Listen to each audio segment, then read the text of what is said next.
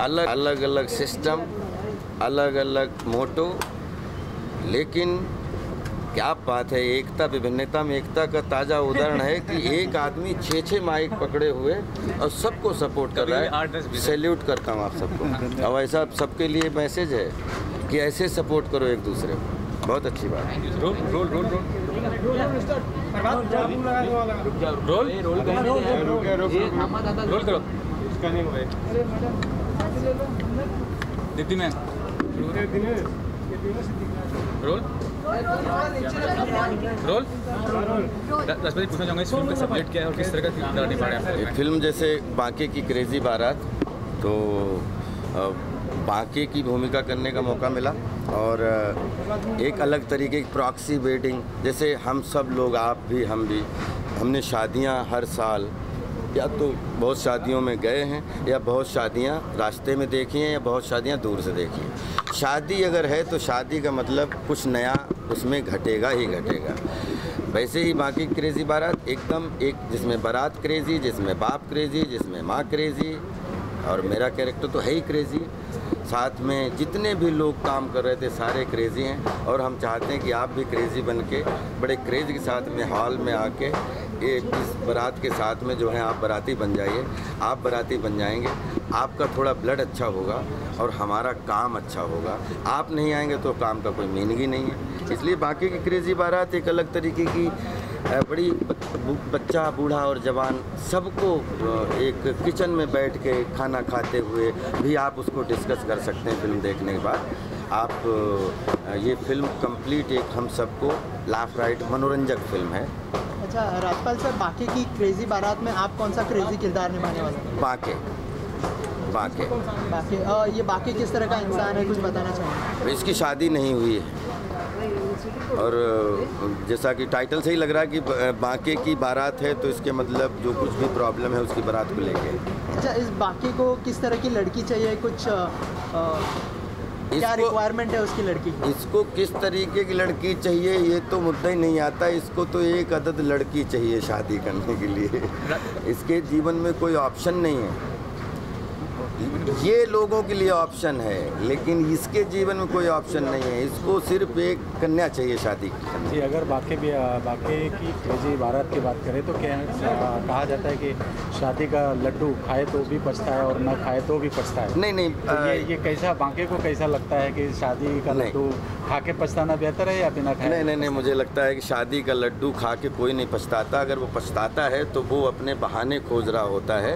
शादी का लड्डू ऐसा है, जो वही लड्डू एक ऐसा है जब आप खाते हो तभी आपको जीवन समझ में आता है, तभी आपको बाप क्या होता है वो समझ में आता है और परिवार में आपकी जिम्मेदारी क्या होती है वो समझ में आता है। शादी से पहले जो लड्डू होता है उसका शादी के बाद का लड्डू से कोई लेना देना नहीं होता है। एक्चुअली जो स्वादिष्ट लड्डू होता है वो बारात के बाद का होता है। अच्छा, बाकी आप बने थे इसके पहले मालामाल वीकली में, तो नहीं उसमें बाजे बने थे। अच्छा, बाजे बने थे, तो ये जो उसके लिए भी शादी के लिए एक बार बार उसका चलता रहता है कि ये शादी होने वाली है। इस फिल्म में कितना अलग होने वाला है या हमें वही झलक एक बार फिर इसमें मालामाल वीकली बिल्कुल अलग तरीके की एक फिल्म है और उसमें एक अलग तरीके की, जिसमें लॉटरी को लेके पूरे गांव का पागलपन है और इसमें बारात को लेके पूरे गांव का पागलपन है। तो मुझे लगता है ये उससे बहुत डिफरेंट फिल्म है।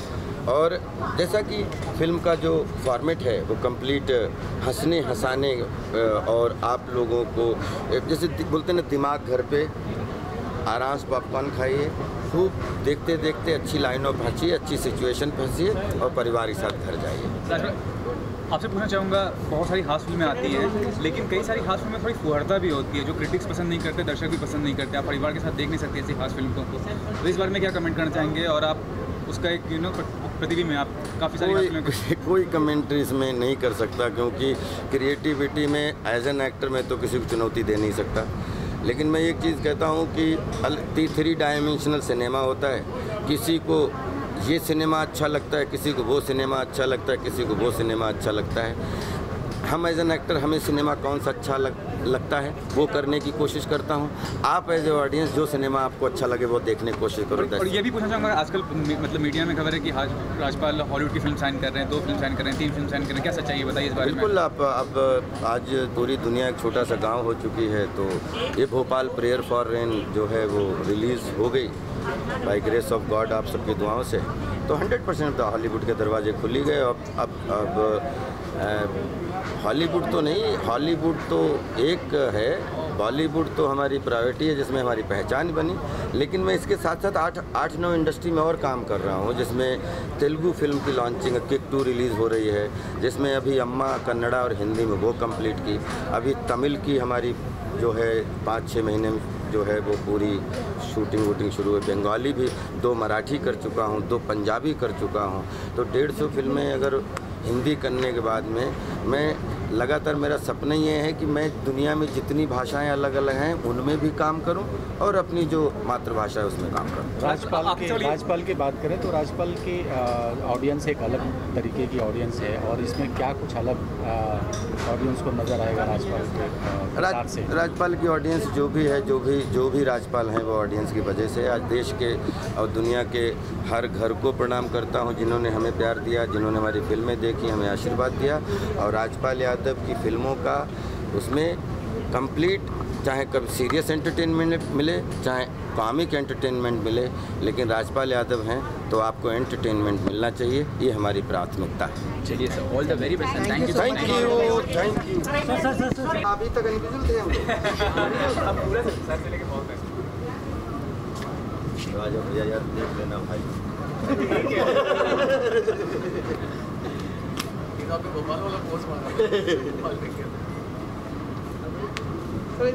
लेकिन आपको ये फिल्म अच्छी लगे, और हम लोग तो कोशिश करते रहते हैं कि पता नहीं कौन सी फिल्म में सेंचुरी निकले। हम हमेशा से, जैसे क्रिकेटर होता है वो 400 मैच खेलता है, 100 सेंचुरी होता है। हम लोग जिंदगी भर जो अपनी एंटरटेनमेंट के स्टेडियम में जो भी बॉलिंग बैटिंग फील्डिंग मिल रही है कोशिश करेंगे सेंचुरी।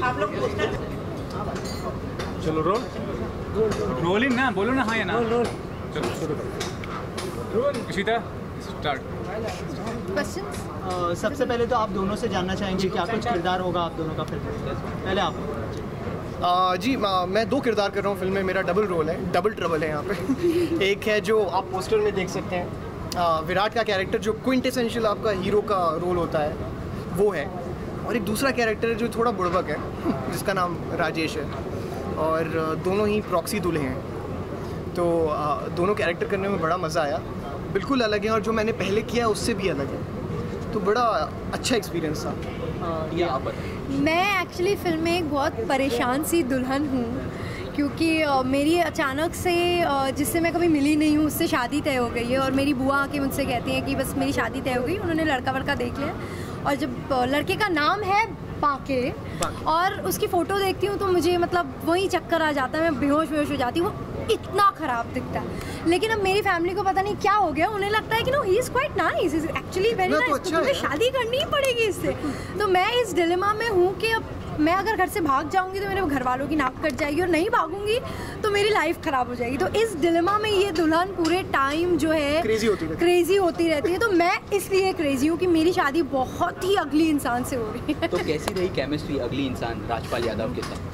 एक्चुअली अगली इंसान के साथ मैं उन्हें अगली नहीं कहूँगी, बिकॉज एक्चुअली उनकी फ़ोटो नहीं, एक्चुअली वो क्या है कि इतनी बार अगली आप कह चुकी हैं, आप कह ही दीजिए अगली कौन है? नहीं बेचारे, अगली पिछली सब बता दीजिए। मैं नहीं बता रही, वो तो आप जान जाइए। लेकिन मैं उन्हें नो ही इज़ नॉट अगली, he is a sweet heart. उनके साथ केमिस्ट्री बहुत अच्छी रही। पहले दिन जब मेरा सबसे पहला सीन ही उनके साथ डाला राजपाल जी के साथ डाला, और मैं बहुत नर्वस थी। In fact I was shaking you know when I went in front of him. He was like, अरे आप टेंशन मत लीजिए, आप मुझे अपना को एक्टर ही समझिए, एंड कोई सीनियर जूनियर ये सारी बातें आप दिमाग से निकाल दीजिए, मैं आपका को एक्टर हूँ इस फिल्म में।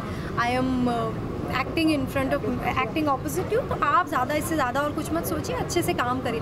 And I think his that one statement made the journey easier, तो इट वाज वेरी ब्यूटीफुल। तो आप लोग के अलावा, राजपाल के अलावा विजय राज जी हैं, संजय मिश्रा जी हैं, सारे वेटरन एक्टर्स हैं, टैलेंटेड हैं, तो इतने में आप लोगों को कितना स्पेस मिला अपने एक्टिंग पोटेंशियल को प्रूव करने के लिए?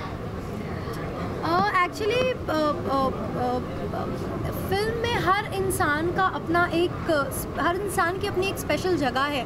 किसी भी कैरेक्टर का फिल्म से निकाल देंगे तो फिल्म इनकम्प्लीट लगेगी, तो उसमें इस चीज़ का तो सवाल ही नहीं उठता है कि because of them I think we were overshadowed और ओवरपावर्ड, ऐसा कुछ नहीं। I think because of them हमारा जो कैरेक्टर है वो और ज़्यादा निखर के आया है, क्योंकि उन्होंने जो है eventually story is about Anjali and Virat and Banke, तो उस चीज़ को इन लोगों ने अपनी परफॉर्मेंस से और भी ज़्यादा इन्हेंस किया है। So I think that's one beautiful thing. And देखिए, जब एक शादी की बारात की बात करते हैं तो बहुत सारे कैरेक्टर्स होते हैं, उसमें भाई होते हैं, चाचा होते हैं, मामा होते हैं, जो सारे कैरेक्टर्स हैं जो एक वेडिंग को साथ में ला के जोड़ते हैं, उनका किरदार और जो एक बुआ का किरदार है वो बहुत इंपॉर्टेंट होता है, खाली दूल्हा दुल्हन नहीं होता है।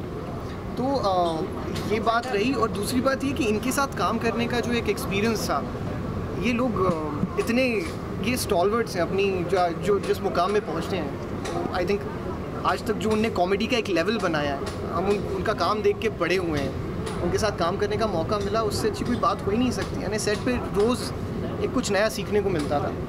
और मैंने ऐसा सुना था कि आर्टिस्ट जितना बड़ा होता है उतना हम्बल और सिंपल होता है। उनके साथ काम करके मुझे ये पता चला।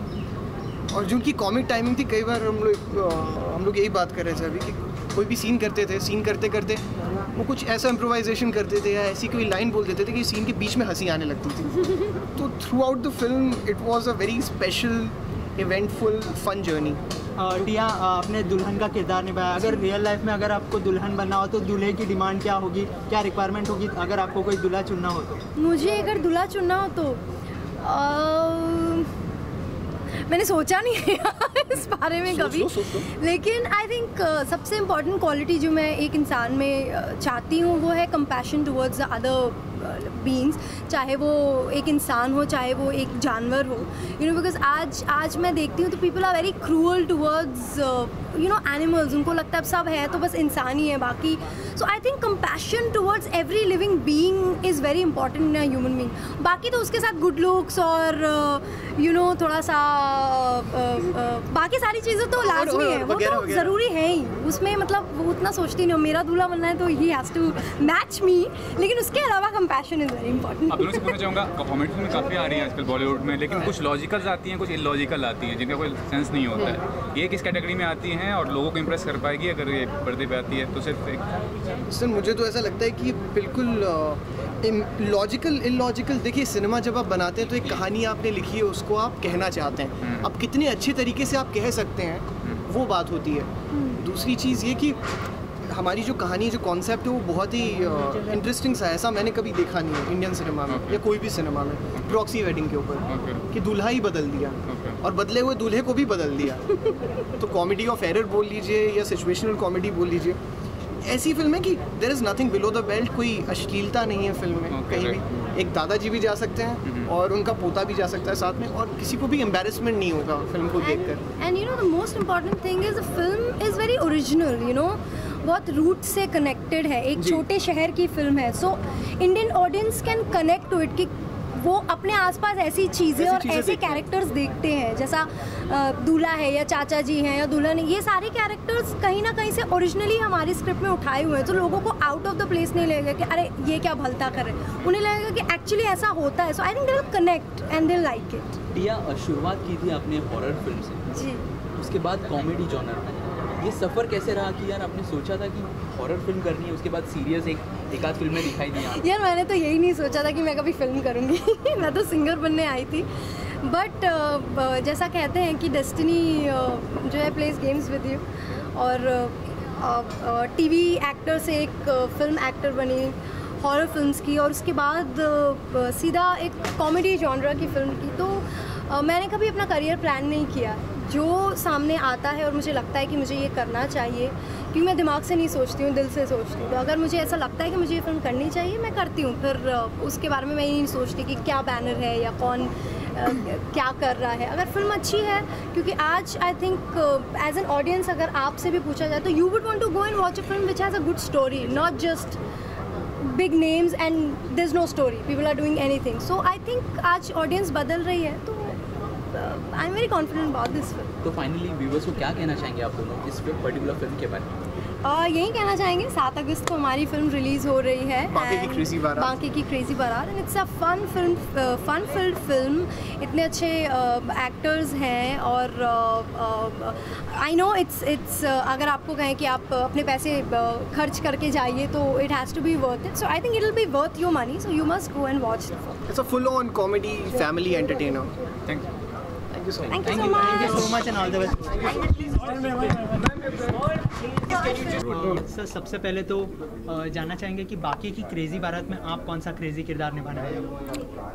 मैं एक किरदार कर रहा हूँ जिसका नाम है लल्लन, और ये एक ऐसे व्यक्ति हैं जिनके लिए किसी भी तरह की समस्या, छोटी बड़ी टेढ़ी आड़ी, वो समस्या ही नहीं है।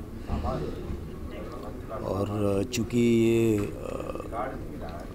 बाकी की क्रेजी बारात जो आप देख रहे हैं एक प्रॉक्सी वेडिंग की थीम पर टिकी है, और ऐसी संभावना हमेशा बनी रहती है कि कभी भी गड़बड़ हो सकती है शादी में। तो लल्लन जो हैं वो वहाँ तैनात हैं, बाकी इनके छोटे भाई की तरह हैं। लल्लन जो हैं वहाँ इस बात की देखभाल करते हैं कि किसी भी तरह की कोई समस्या न हो, शादी बड़े आराम से हो जाए। तो ये इनका काम है और यही इनका नाम भी है। अच्छा, फिल्म में जो है काफ़ी बड़ी स्टार कास्ट है, तो उनके साथ काम करने का एक्सपीरियंस कैसा था? बहुत सुंदर था, बहुत मज़ा आया सबके साथ काम करने में।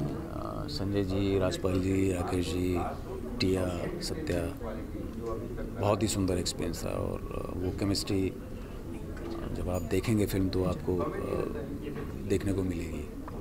इस फिल्म में ऐसी क्या अलग खास बात है जो लोगों को काफ़ी पसंद आएगी? ऐसा कुछ एक बात जो बताना चाहेंगे? प्रॉक्सी वेडिंग एक बड़ा अनूठा सा आइडिया है अपने आप में, और वो कैसे स्मूथली हो जाए इसकी कोशिश है फिल्म में। और पारिवारिक फिल्म है, आप सभी के साथ, अपने बच्चों के साथ, मित्रों के साथ, बड़ों के साथ बैठकर ये फिल्म देख सकते हैं। बड़ी फनीली बहुत फनी सिचुएशन फिल्म के अंदर पैदा होती हैं जो आपको लुभाएंगी। आपसे जानना चाहेंगे, अगर आपको कोई फिल्म ऑफ़र होती है तो आप क्या देखते हैं फिल्म में? अगर स्क्रिप्ट कोई ऑफ़र होती है तो आप ऐसी क्या खास बात देखते हैं? यार, ये इस बात का एक्चुअली मुझे अभी तक पता नहीं चल पाया कि मैं क्या देखता हूँ। कुछ भी देख लेता हूँ। कई बार किरदार बड़ा मज़ेदार होता है, कई बार डायरेक्टर का पैशन मुझे खींच लेता है, कई बार प्रोड्यूसर का जज्बा, तो कुछ भी तय नहीं है। तो इस बात का सीधा जवाब मैं अब तक ढूंढ नहीं पाया। मुझे शायद आने वाले कुछ सालों में पता चल जाए तो मैं बता पाऊँ कि यार मैं क्या देखता हूँ और क्या मैं नहीं देखता हूँ। ऑडियंस से क्या कहना चाहेंगे आप फिल्म के बारे में? ऑडियंस में ये कहना चाहूँगा, यार आप आएँ, क्रेज़ी फिल्म है और शायद थोड़ा क्रेज़ पैदा करेगी आप जब देखेंगे इस फिल्म को। शुक्रिया, thank you very very much. Thank you so much and all the best.